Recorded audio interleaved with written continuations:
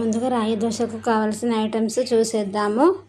బియ్యము, రాగులు, మినప్పప్పు, మెంతులు. ఇప్పుడు తయారు చేయే విధానం తెలుసుకుందాము.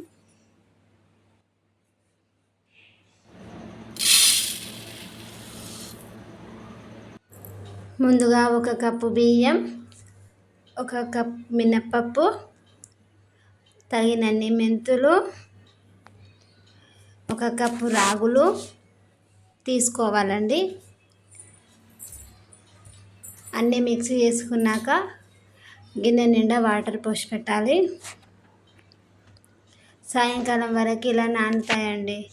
ఆ తర్వాత మిక్సీ చేసుకోవాలి. సాయంకాలం మిక్సీ పట్టి పక్కన పెట్టుకోవాలండి. అదే పిండిని మార్నింగ్ కొంచెం సాల్ట్ వేసి కలుపుకోవాలి.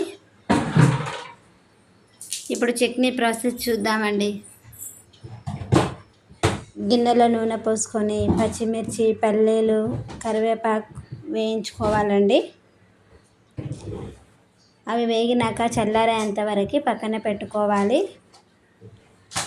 అవి చల్లారాక మిక్సీ జార్లో ఇవి వేసుకొని కొంచెం ఎల్లిపాయ, జీలకర్ర, సాల్ట్ వేసి మిక్సీ చేయాలండి.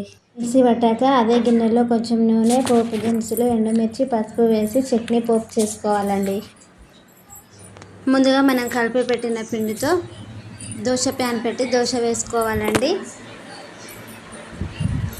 చాలా మెత్తగా చాలా బాగుంటుందండి దోశ. బయట దోశలాగే టేస్టీగా ఉంటుంది. పిల్లలు ఇష్టంగా తింటారు.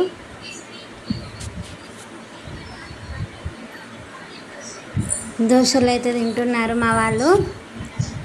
మా చిన్నోడికి అయితే దోశలు అంటే చాలా ఇష్టం అండి. చూడండి, సూపర్ ఉందని చెప్తున్నారు.